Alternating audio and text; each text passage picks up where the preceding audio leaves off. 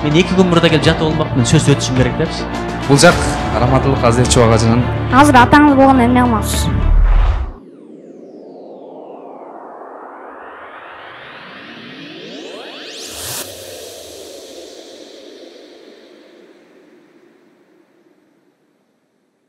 Кыргыз элине жакшы сөз бар го, жакшы сөз жанына кетет деп бүгүнкү дагы таңыбыз абдан мыкты жакшы сөздөр менен башталды. Анан азыркы кезекти биз окуучуларга берсек, агайдын ушундай бизге алтын убактысын бөлүп келип аткандан кийин биз дагы жашоодон болсун, дагы кандай жолдо биз ийгиликтерге жетебиз деген суроолордун алкагында бир өзүбүздүн түшүнбөгөн маселелерибизди сурап алсак. Себеп дегенде пайгамбарыбыз хадис келет: "Иннама шифаул айс суал", билимсиздик оорусунун шипасы бул албетте суроо дейт. Ошого азыр мажлистен, жыйындан кимде кандай суроо болсо агайга кол көтөрүп койсоңуздар, агай сурооңуздарга жооп берсин иншалла. Аны келиңиз, оң тараптан баштайлы биринчи. Микрофон берип коюңуздар. Сиз бизде жаш курагыңызда кайсыл нерсени кылбай калганыңызга өкүнөсүз? Аябай жакшы суроо балам. Мен кече бир киного чакырыптыр. Неден кино дебесиңер? Карындаш деген кино экен. Өткөн заманга барып калат экен да, 89-жылга. 1989-жыл, анда мен 12 жашар элем. Анда телефон жок, ошо заманга барып калыптыр. Азыркыдай эм банк десе түшүнбөйт, магазинде туруп алчу, ал эм банк деген эмне деп. Интернет десе, интернет деген эмне түшүнбөй атпайбы? Адамдардын жашоосу карапайым, дастуркон деле карапайым. Мен аларга өкүнгөн жокмун, бир нерсеге өкүндүм да. Самогон ичкен, арак ичкендерди аябай көп көрсөтүптүр. Ошондой эле заман болчу. Эмнеге билесиңерби? Дин жок болчу. Дин эркиндиги жок болчу. Анда Чубак ажы жок эле, Максат ажы жок эле, Абдрахим ажы жок болчу. Жакшылыкка чакырган жок эле, жамандыктан кайтарган жок эле.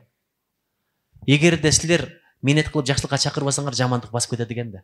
Жерди деле карабай койсоң, отого чөп басып кетет го, ошолорду көрсөткөн да. Ошол замандан баштап мага бир, Кудайга шүгүр, мен Советтер Союзунун учурунда намазга жыгылганмын. Анткени мен чоң атам динди билет эле. Бирок билбегендер канча, ошо бойдон өтүп кеткендер канча. Кап силердей кезде ушундай жерге келип окуганда мен өтө бактылуу адам болот элем. Балким азыр чоң алым болот элем.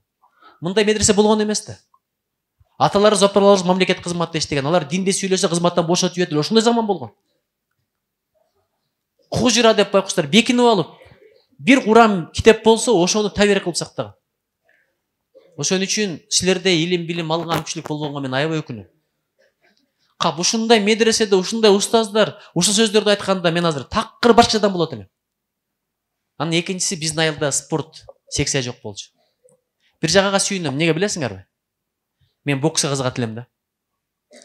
Ошо мезгилде олда бокска кирип алмакмын. Бокс ден соолукка зыян экен. Бетке урганда арам болот турбайбы? Баштан жей берсең, бул да акылга зыян, ден соолукка зыян экен. Бирок баскетбол, же билбейм, күрөш, түздө болгондо менде бирдеме чыкмак. Анда бирсүнү көрүп алып, тоого чыгып алып, дарактарды теп, кулунчактарды теп, доңгорлорду теп, өзүмчө эле жүрө бермек. Деп элечи. Ошол балам. Аябай бактылуусуңар. Мен силерге суктанганым ошол да. Силердей мүмкүнчүлүк, силердей багыт берген ата эне, силердей шарт түзгөн саясат андай болгон эмес. Чоң рахмат.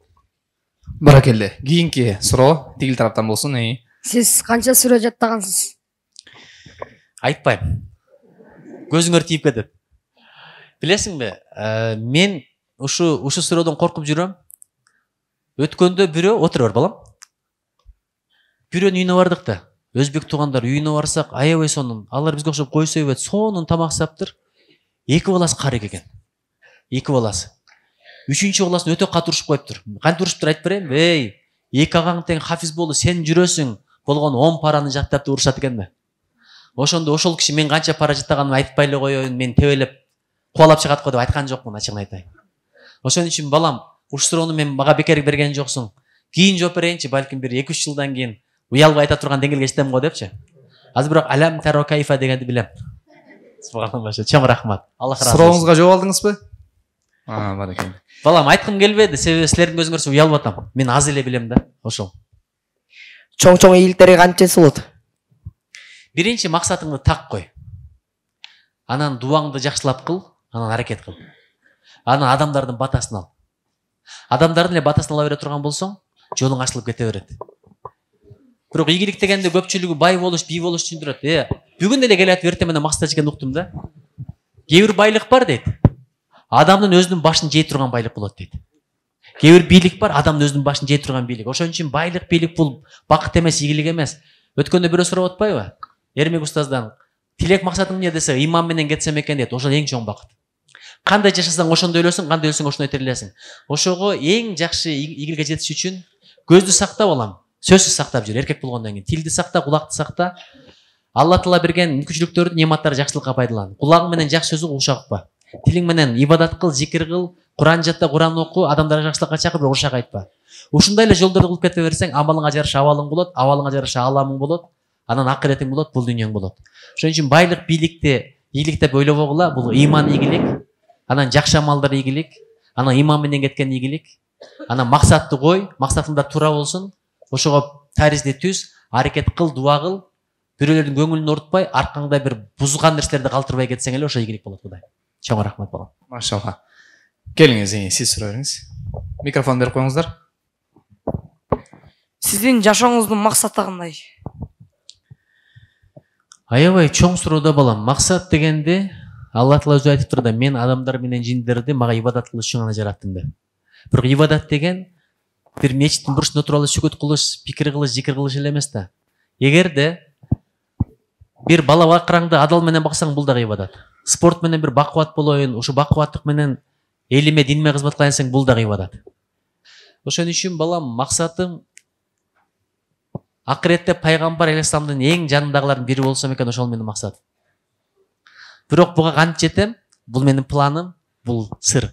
Мен силерге айтайынбы балам? Жакшы иштериңди көп айта бербе. Жакшы максатты дагы айта бербе. Неге билесиңби? Адамдын жакшылыгы бар жерде көрө албастык кошо болот, путтоосу кошо болот. Ошон үчүн эч кимге айтпай дуа кыла берсең, ошол максаттарың ишке ашат. Өзгөчө үйлөнөр кызыңды досуңа айтпа. Дос деген дос кээде көрө албастык кылып, ал кыз жөнүндө жаман айтып коюшу мүмкүн, же ал кызга сен жөнүндө жаман айтып коюшу мүмкүн. Бир бизнес баштарды аны дагы айтпай, жараткан менен эле сыр кылып бер. Ошондо ийгиликке жетесиң. Менин максаттарым ошондой. Пайгамбар алейхисалам жанында отургум келет. Мага да дуа кылып койгула, баарыбыз чогуу отуралы. Макулбу? Чоң рахмат. Кийинки суроо. Ортодон, тигил жактагы. Жалкоолуктан кантип кутулса болот? Жакшы суроо экен.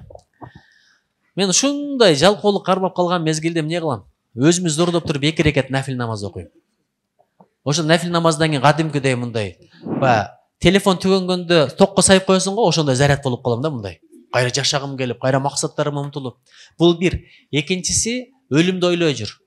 Сен кылсаң деле, кылбасаң деле бир күн өлөсүң. Ошон үчүн кылып өлгөн жакшы да, куруп өлгөн жакшы. Өлүм келип калбасын деп шаша баштайсың, батыраак кылышым керек депчи. Ошол да жакшы нерсе. Анан эң башты дуа кылыш керек, Кудай мени жалкоолуктан сакта депчи. Анан жалкоолорду карасаң, жашоолору кандай, ошолорду көрүп, Кудай мындай жашоону каалабайсың деп өзүңчө аракет кыла баштайсың да. Бирөөдөн сураган экен, адеп ушунчалык адептүү экен да, кимден үйрөндүң десе, адепсизден үйрөндүм деген экен. Адепсизди карап калып, ушундай кылбас керек дейсиң го, ошол дагы маанилүү нерсе. Анан дайым устат карма. Устаз сени жалкоо кылбайт. Азыр өзүңө койсо бир деле уктай бересиң. Бирок устаздар тургузуп атабы? Тургузуп атат. Анан залга барып машык, мечитке барып ибадат кыл, ошондо жалкоо болбойсуң. Анткени мындай карасаң эле саат болуп калат, барып келиш керек. Адам кыймылдаган сайын жалкоолугу кете берет. Үйдө отуруп намаз окусаң жалкоолук кармайт. Анткени адам кыймылдабай койсо, жалкоолук андан бери баса берет. Ошон үчүн Кудай жалкоолуктан сактасын. Эң чоң душманың ичиңде ошону бир жалкоолук. Адамдын негизги душмандары сыртта эмес, ичте. Көрө албастык иштеби? Ичте. Ичи тартык иштеби? Ичте. Кызганчактык иштеби? Ичте. Жалкоолук иштеби? Ичте. Ошолордун баарын жеңсең, сен өтө күчтүү адам болосуң. Бирөөнү жеңген адам эмес, өзүнүн ичиндеги жалкоолуктун нафсин жеңген адам ошол күчтүү. Ушуларды ойлоп отуруп эле аракет кыла берем. Кудай колдосун. Рахмат балам. Биздин жашыбызда болгондо эмне кылмаксыз? О, балам, сенин жашыңда болгондо мен буяка биринчи болуп келмекмин. Силер келдиңер го? Силер сары менен келдиңер го? Мен 2 күн мурда келип жатып болмокмун, сөз өтүшүм керек депчи. Анан бул жака келгенде дагы мен ушулардын биринчиси болушум керек деген ниет болсун, кылат болчумун. Силер ар бириңерчи экинчи болууга ыраазы болбогула, биринчи болууга ыраазы болуңар, макулбу? Бир Кытай эмнеге өнүгүп атат? Балам, отура бер. Кытай эмнеге өнүгүп атат айтып берейинби? Бир кыргызстандык бала олимпиадага барат математика боюнча. 3-чү орунду алыптыр. Кандай жакшы нерсе, ошончо дүйнө боюнча барды, 3-чүнү алды, ошондой бактылуу келе атат экен самолетто. Кытай 2-чини алып калыптыр, ушундай капа экен да. Анан бактылуу болуп барып айтыптыр, мен 3-тү алдым, сен 2-ни алдың, эмнеге көңүлүң чөгүп атат десе, мен 1-чини гана алышым керек болчу, 2-чи менен акыркы мага бирдей эле деген экен. Кытай ошол үчүн өнүгүп атат да, алар дүйнөгө пикир кылып атат. Силер дагы экинчи разулугла биринчи мен болушум керек. Атаандаша турган нерсе ошол. Бул 5 жаттап коюптур, мен 10 жаттайм дегиле. Бүгүн бул 100 бет окуп коюптур, мен 200 бет окуп коюм, ошондой атаандаш кыла. Мен мунун акчасы көп экен, меники андан көп болуш керек деген атаандаш эмес, ал жакшы эмес, ал жакшылыкка алып барбайт. Дүйнөнүн аягы жок болот турган нерсе. Мен көрдүңбү? Биринчи келип бул жакта турмакмын, апам айтмакмын, 2 күн мурда алып баргыла, өтпөй калбайын, кечигип калбайын. Бул бир. Экинчиси, окуганда дагы араңарда биринчи мен болушум керек деген мен окуйт болчумун. Атаандашат элем силерге. Билем, араңарда менден кыйындар көп болот эле, ошолорго жетем, ошолордон өтөм деген ниетмен окуйт элем. Ошентебизби Кудай кааласа? Иншалла. Машалла. Кийинки суроо, Муаз. Бул жак Раматылык Азет Чубак ажынын кичүү баласы. Машалла, машалла. Мен туруп тургайынчы өзүм. Сиздин канча бир туугаңыз бар? Ох, жакшы, мен устаз туурасынан коркуп кеттим эле. 6 бир тууганбыз, Аллага шүгүрлөр болсун. Сөз дуа кылып койчу, бардык бир туугандарыма хидаят берсин, арасынан Чубак ажыдай алымдар чыксын. Дуа кылып кой, макул болгон. Рахмат. Машалла. Ортодон Уйкучулук оорусунан кантип арылса болот? Уйкучулуктунбу балам? Эрте туруштун эң башкы сыры эрте жатыш керек, бүттү. Адамга эң кыйыны күн сайын эмне болуш? Ким айткан муну? Азыр ушуну өзгөртүп койгула. Адамга эң кыйыны күн сайын эрте жатыш болуп калды да. Эрте жат, ошону эрте турасың, бул бир. Экинчиден, тамакты азыраак жеп жатыш керек балам. Колдон келсе, жатканга чейин 3-4 саат мурда тамак жесең, турушуң оңой болот. Суюктукту азыраак ичип жат, ошондо турушуң оңой болот. Адамдын акылын кетирген нерсе көп тамак жемей, көп уктамай, анан көп сүйлөмөй да. Ошон үчүн балам, энергияны сактасаң эле уйкучулук. Анан зордоп өзүң туруп кет, бирок тургандын да техникасы бар. Кээде дароо тура албайсың да. Мен деле кээде мындай кылам. Саат 4:30 туруш үчүн 4:20 коем саат. 4:20 болгондо кайра 4:30 которуп коюп 10 мүнөт уктап алам, напсын аксын берип коем да. Анан мындай акырын туруп, биринчи бутту мындай кылам, мындай карасаң, мындай кылып. Колду мындай кылам. Көздөрдү иштетем. Акырын башты мындай кылып коем. Анан акырын туруп, бир дарат алгандан кийин турганыңа ыраазы болосуң. Ага чейин турганыңа наразы болосуң. Ошон үчүн балдарым, ким эрте турса, ким аз уктаса игиликке ошол жетет. Мына имам Абу Ханифаны карагыла, түн менен уктаган эмесе. Чубак ажыга дагы уктап ибадат кылган кишилердин катарына кирген. Азыр устаздар карагыла, тахажжудка күнүгө сайын турат. Ошолор игиликке жетип атат балдарым. Ошон үчүн уйку керек. Бирок эрте жатсаң уйку, пайдалуу уйку, кеч жатсаң зыяндуу уйку. Сен пайдалуу уйкуга үлгүр. Кудай колдосун, бирок аз укта, саз укта. Машалла. Бул жактан суроолор барбы? Укмуш суроолор берип атат. Ортодон дагы бири. Келип коюңуз, сиз. Ооба. Сушка чейин канча жолу даватка чыккан элеңиз? Даватка ушул жака көп келдим. Кудай кааласа, азыр апакемди бир эс алдырып келейин деп атам. Ошодон кийин кайра келейин деп атам бул жака эгер кабыл алса. Бирок канча жолу чыкканым эсимде жок. Азыр эми иш менен 4 айга чыга элекмин. 40 күнгө үлгүрө элекмин, бирок ниетимде бар. Кудай буйрса, бирок 3 күндүккө көп эле чыктым. Кээде 1 айда 2ден чыккан күндөрүм да болгон. Кантип жаман сыпаттардан батыраак арылса болот? Биринчиден, жаман сыпаттарды айта бербеш керек. Айтсаң таркап кете берет. Мен мындай десең, мен уйкучумун да десең, жанында турган киши дагы бул деле уйкучу экен го, мен деле уктап кое берейин дейт да, ошону айта бербеш керек. Анан эч кимге айтпай эле Кудайдан дуа кыл, ушул сапаттар менен арылтып кой депчи. Анан сапат өзү эле кетпейт, анын ордун жакшы менен толуктай бер. Сен жаманды кетирем дебе, жакшыны алып келе бер. Жаманды жакшы сүрүп чыгат. Анан сен баарын бир жок кылам дебе, бирден жок кыл. Биринчи уйкучулук менен күрөш. Экинчи ушакчылык менен күрөш. Мындай өзүңө максат кой да, бүгүн бир да ушак айтпайм деп. Анан кокус бир ушак айтсаң, өзүңө штраф коюп кой. Ар бир ушак айтканыма 20дан отжимание кылам де. Көрдүңбү? Ошондон анан нафсиң айтат, бой, кыйналып каласың депчи. Анан орозону көбүрөөк tutуш керек жаш өткөндөн кийин. Адам курсак ач болгондочу, көзүн да сактайт, тилин да сактайт, белин да сактайт, кулагын да сактайт. Бирөө шар ушак айткысы келсе көңүл келбей калат да.